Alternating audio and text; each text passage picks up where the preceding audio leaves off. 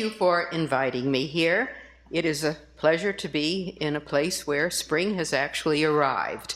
I left Boston last week, and it was just barely getting there, so I've enjoyed my sort of whirlwind tour of California. Let me begin with a couple of practical pointers for those of you with children in the schools. Let me first ask how many have children or grandchildren in the public schools in the area.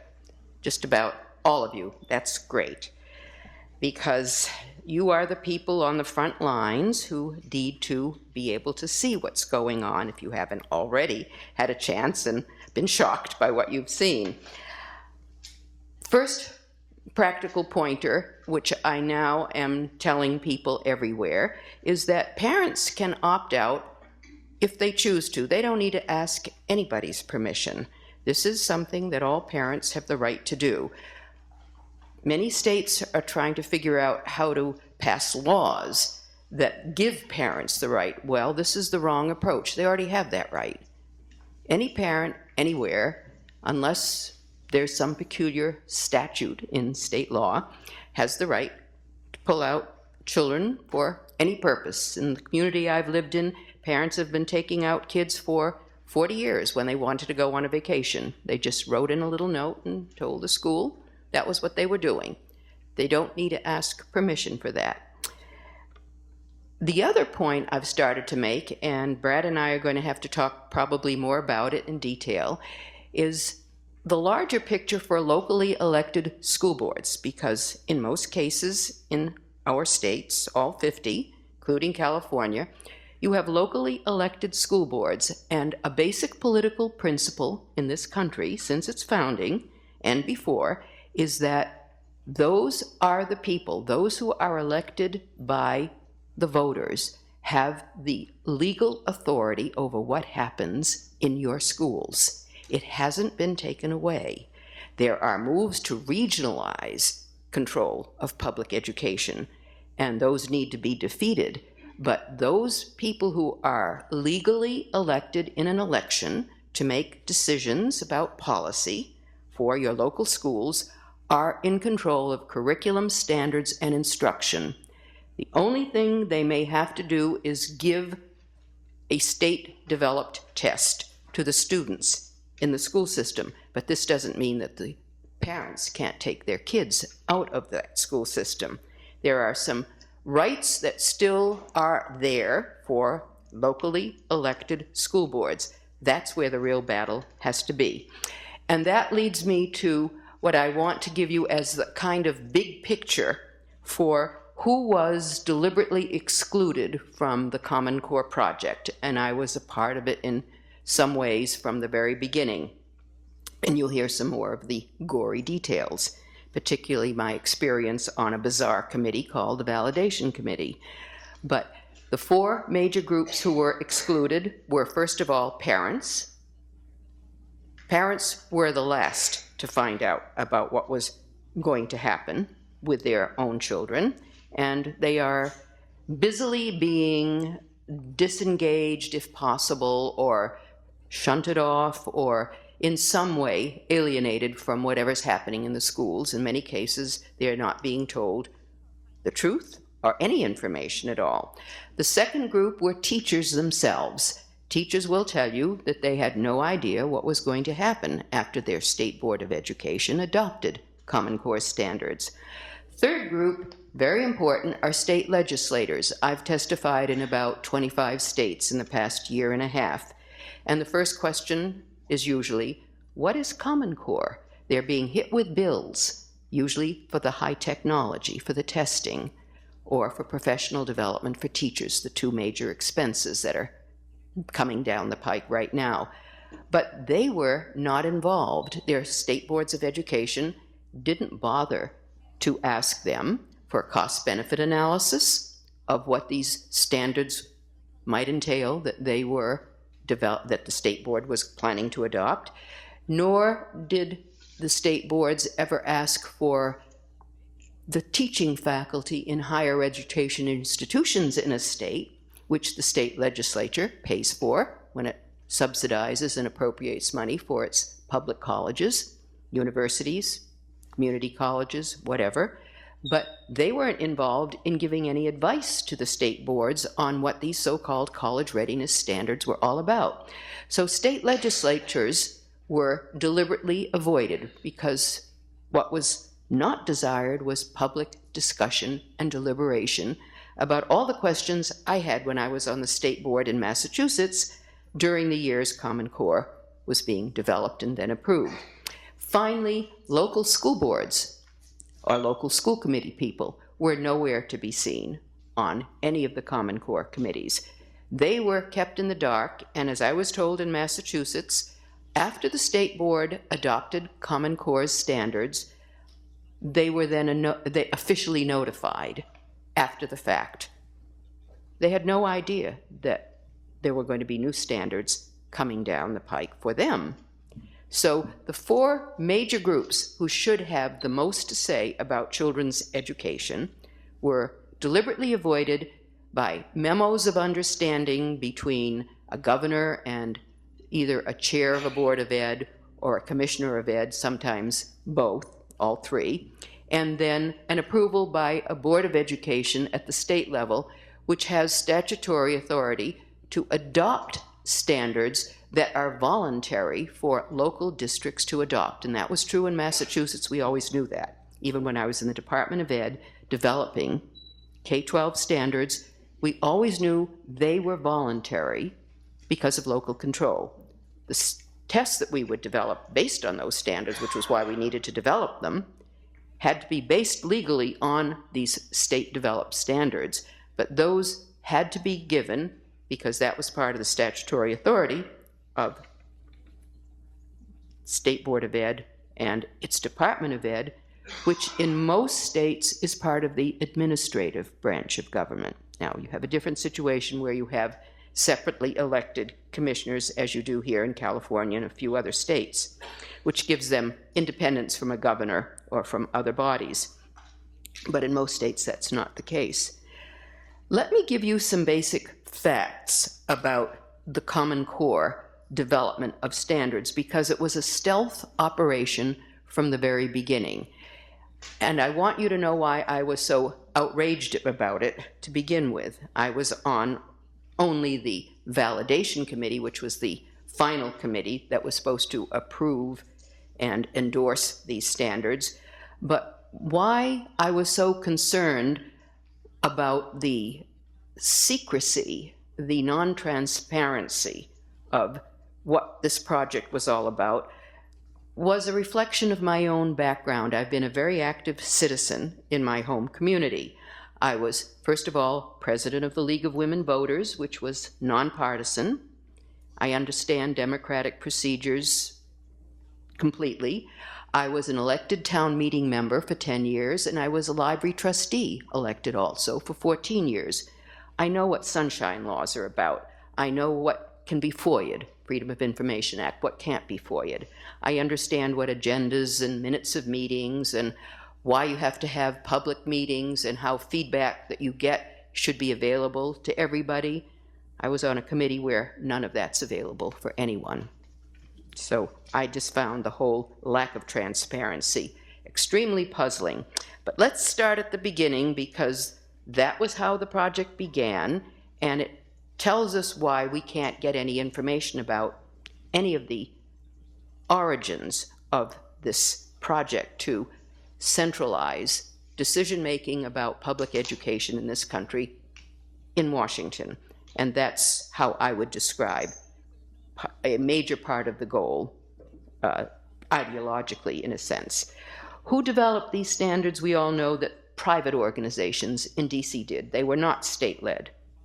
This is one of the many lies I've tried to counter, and it's very difficult for me to keep telling people that these are lies, because then I begin to sound like some wild freak. But they were not state-led.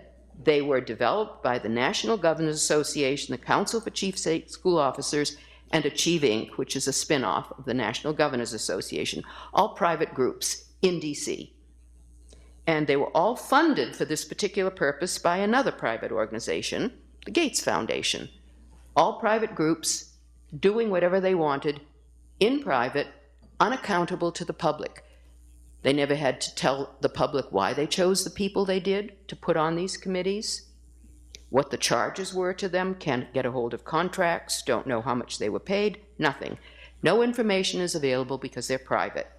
Who selected the members, for example, of the standards development work groups, the people who actually decided what the end goal at the high school level would be, college readiness? And pay attention to the name. We've never had college readiness standards in this country before. No other country has them either. They're not plain old ordinary standards. They're college readiness standards, which is a whole different can of worms, so to speak.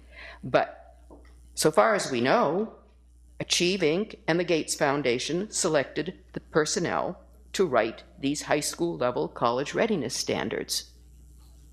It's the best guess we can come up with because no one's going to admit who actually chose the people on that initial committee. And who were they? That was when I first became rather concerned about what this whole project was going to end up with. They were mainly people connected to our testing industries. ACT, CB, College Board, Achieve. They were mainly people involved in test development or curriculum development. They were not content experts, which is what you would have expected rationally in English language arts or mathematics. Who was not on these groups, because I'm trained as an academic researcher to see what's missing as well as what's there and to analyze both. The people who were not there were high school English and math teachers, the two groups that you would expect to be on a college readiness committee, along with teaching faculty at the college level who teach in those areas. English professors weren't there, scientists, engineers, parents, state legislators, and so forth. None of them were on the committee, the very people you would expect to be on a college readiness committee. Can't get any information about why they were chosen, as I say. That's in the dark. And who were the people chosen to write these standards? And you have to look at them to appreciate the fact, if you know a little bit about math, look at the high school level. There are serious problems there, and I'll go into detail in a few minutes. English is so poorly written that my first reaction is these are people who could never have written English language arts standards because they've never done it before.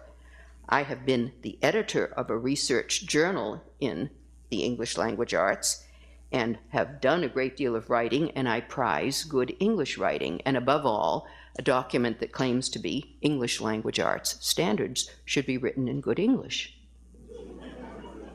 It goes without saying that you want not gobbledygook or gibberish. You want something that is clear, interpretable, without a lot of fuzziness, and so on. The two lead writers in English, we know their names, David Coleman, Susan Pimentel, had no qualifications for what they were doing. They had never taught reading or English in K-12 or at the college level. They had not majored in English. They didn't have doctorates in English. They had never published anything on education. They were totally unknown to the field at the time they were appointed. Now, in math, two of the lead writers had PhDs in mathematics, so they knew the subject area, but they too had no experience in writing K-12 mathematics standards. The third person on the committee, whose name is Phil Darrow, actually had majored in English. Now, you look at that and you say to yourself, there's some serious issues with credibility. But no reporters, no media ever picked up who were these people, why were they chosen. The media have been out to lunch. There are some serious problems with the training of reporters and other journalists in this country, but it certainly shows up with their failure to say, who were these people chosen, why were they chosen, and what were their credentials for doing what they did. What was the ostensible purpose of this validation committee that I was on? Now, what is the committee's function? Validation committee sounds rather impressive. It was to ensure that the standards were internationally benchmarked, research-based, and rigorous, among other things. But those were the major focuses for this committee. And the validation committee was selected by the very group developing the standards, which was another violation of a very fundamental rule, is that if you want to have something evaluated, you don't choose the people who developed what it was that's to be evaluated. And Common Core people chose the validation committee. USAD could have chosen people from abroad or at our universities or elsewhere. They didn't. So Common Core chose its own validation committee. Now, people have asked me how I got on the committee, given how critical I became, and I'm sure since then they have regretted deeply having me on the committee, since I've been writing for 5 years against Common Core. But I was on the State Board of Education. I was known for what I had done in Massachusetts, and Mitchell Chester, who was at that time, and still is, the Commissioner of Education in Massachusetts, kind of owed me a favor because I had been on the search committee that had hired him for his position. So I nagged him because I wanted to be on the final committee for these standards. Every week I would call Mitchell, and every week Mitchell would call Washington. Is Stotsky going to get on the validation committee? And finally, the day before the books were closed, I got on. They could not resist his entreaties because they wanted Massachusetts on board. Massachusetts was to be the official sacrificial lamb. We were one of the states with the best sets of standards, the highest records for our kids on all of the national and some international tests. And if Massachusetts adopted Common Core, then a whole bunch of other commissioners would immediately follow suit. That was the plan. And we knew that that was the plan by the time we were in the year where Common Core was being developed.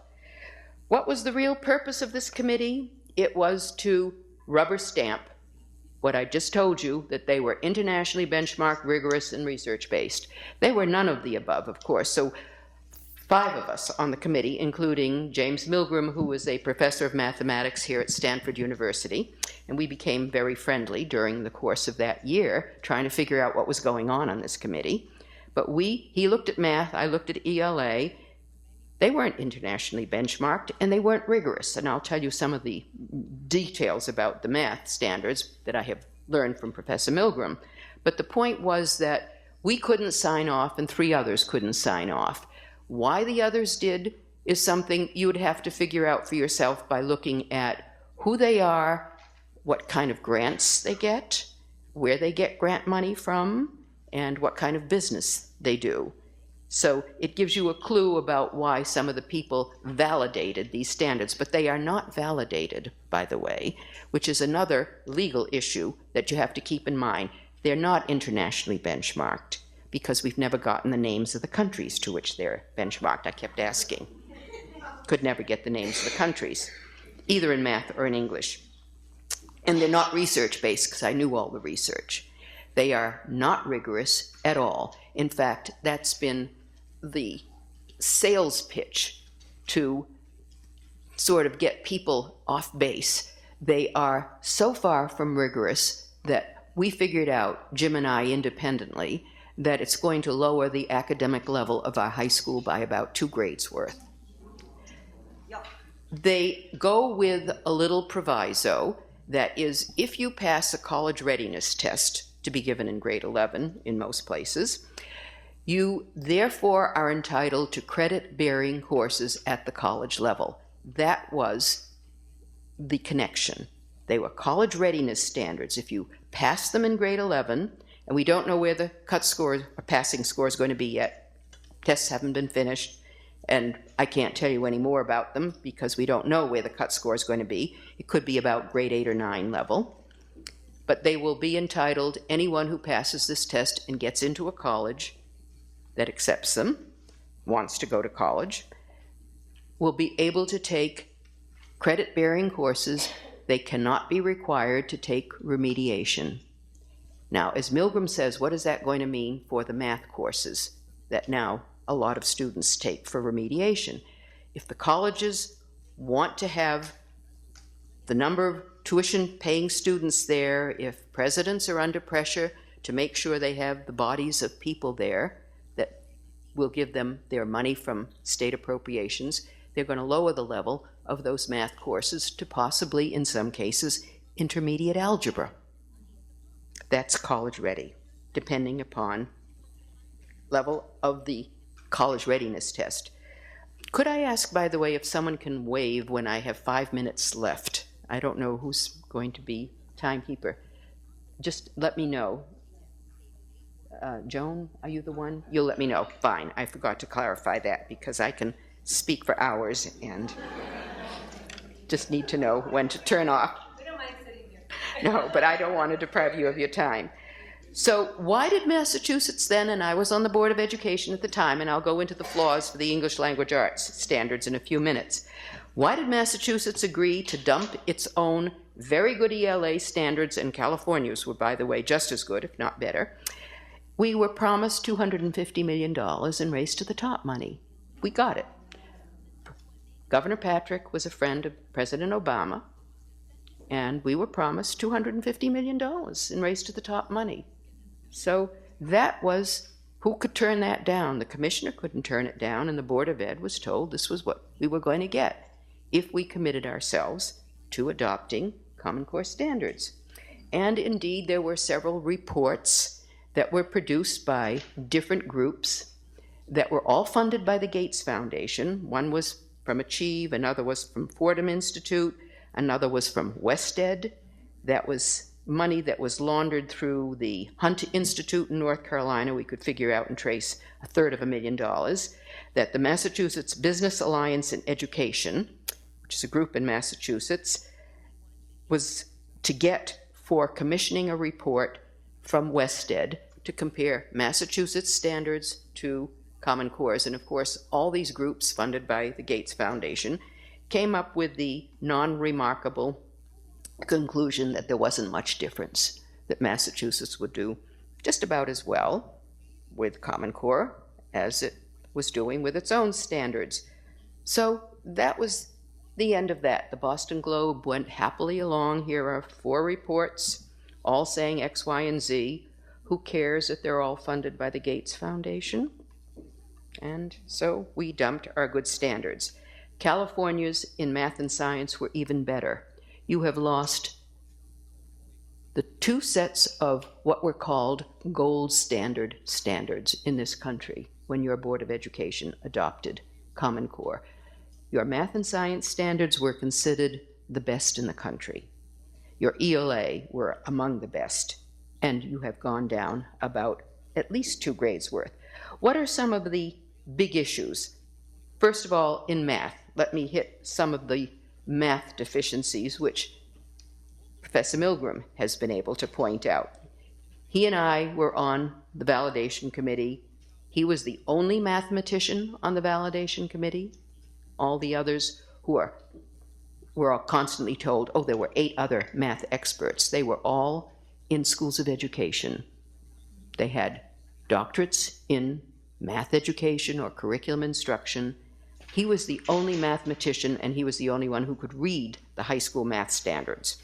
I can't read them, and it takes somebody who's either an engineer, a scientist, or a mathematician, computer science, to be able to read the high school math science standards. As he has pointed out, and we wrote a paper together last year coming out from the Pioneer Institute, you can't get to Calculus 1 from the weak Algebra 2 course that is there in Common Core. The weak Algebra 2 standards leave out, according to him, several critical components of Algebra 2 that would enable students to do a trigonometry course successfully or a pre-calculus course successfully. But there are no pre-calculus standards in Common Core, and there aren't many trig courses. So he said you can't even get from A to B. Now, that is deliberate, because we had Jason Zimba visiting the Massachusetts Board of Education in March. We have a video up there on the website. I asked him to describe what college readiness means in math, and he said it won't prepare kids for STEM majors. He's the math writer. He's a PhD in math. He knows what he's talking about. Why? We don't know. Nobody's given us an official explanation. Why aren't those standards there? We didn't ask for them to be required for graduation diploma. They just should be there as they were in the old California standards. You had a set of pre-calc standards. They're gone. And we do know that the AP Calculus course that comes from College Board is probably going to be discontinued in a few years because, as Trevor Packard, the vice president of the College Board, has already indicated, AP Calculus doesn't fit into the Common Core math sequence. He didn't say anything more about it, but the inference that can be drawn is that in a few years, once we get rid of those pesky parents whose children are in line to take AP Calculus in 11 or 12, nobody else is going to be prepared for it, so they're not going to be able to offer it. It'll just disappear. He said we might want to go to an AP Algebra course. And of course, that is one of the other deficiencies in math, the deferral of full Algebra 1 course for its completion to grade 9. Now, we have heard from proponents of Common Core who will say, oh, there are algebra standards in grade 8. Yes, there are, but you can't complete it in grade 8. That was deliberate. You have to complete it in grade 9, which means you can never get to the highest level math and science courses by grade 11 or 12. Now, what is missing in ELA, or what are the problems there? First of all, ELA consists mainly of skills. It's not content. And skills have no necessary grade level. So it's up to the test developers to decide what level and what passages. Yes, there are some examples of grade appropriate titles in what is called Appendix B, but the range is so great that there's no way you can pinpoint any particular grade level at any one grade level. So it's going to be a developer's choice. And that's why you have to wait, if you want to, until you actually can see the test, which is another issue. You'll never be able to see the test. Unlike many states which required release of items, Common Cores will not be publicly released, and that's another issue for you to think about, that parents and others will never know what was on the test that their kids took, nor will teachers know either. And in many states, Rhode Island teacher just told me that a few weeks ago, they are being sworn to secrecy. She was terrified, she told me. She said, before we gave our practice test, we were all told to sign a confidentiality agreement. We couldn't speak to parents about what we saw happening in our classrooms. We couldn't let kids' comments be relayed anywhere. We can't talk to anybody about anything relating to the tests. And indeed, I forgot to mention that on the validation committee, we were told in order to be on the validation committee, we had to sign confidentiality agreements. We could, for the rest of our lives, never tell anybody about what happened or didn't happen on that committee. Let's get back to math one more point, because Euclidean geometry is being taught by a very experimental, untested method. That was put in there, and most high school teachers are not prepared to teach it. They're trying to get rid of it if they can, but it's not easy if the standards are there. But it's an approach to geometry that Milgram will tell you was tried in the old Soviet Union, didn't work there, and they got rid of it. It's now for the entire country here. In ELA, we have an additional problem. Beside the skills, and I'm going to go faster now, we have an emphasis on writing that makes no sense over reading. I don't know how many of you have noticed how much writing kids are being expected to do, not only in ELA, but in math. They're turning math into a semi-language arts course. Kids have to write out long explanations of why certain things are there in math. No one's saying kids shouldn't understand what they're doing in math, but this is going to be a problem for ESL students and for a lot of young boys who do not like to write a lot in math because they can do other things in math. It's been one of their strengths. It will no longer be one of their strengths.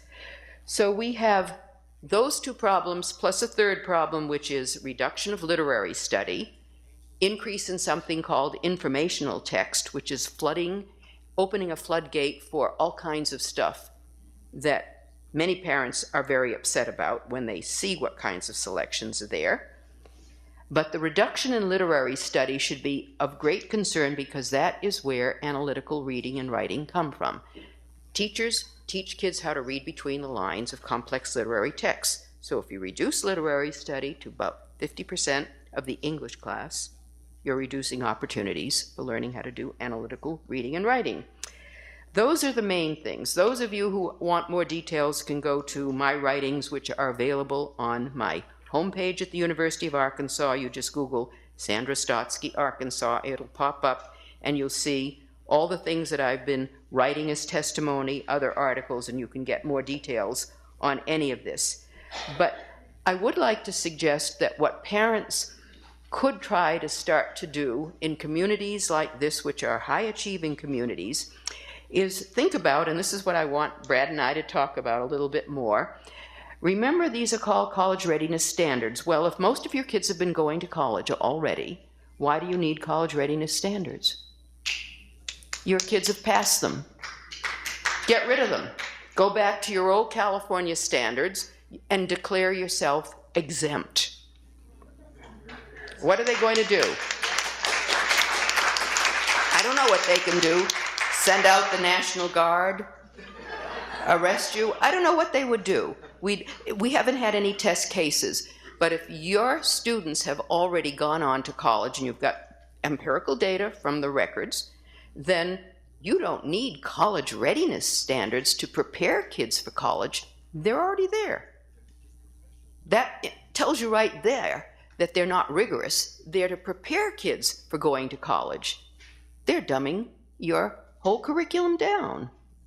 They're not the curriculum, but the curriculum will address standards your kids don't need. They're past those standards. So you've got to make your argument logically and then see where it goes. The bureaucrats are going to back off because they have no statutory language to back them up. That's all I'm going to say now, but you can have questions for later on. I just want to make sure that Lydia has enough time and Brad for what they're going to offer you right now. Thank you very much.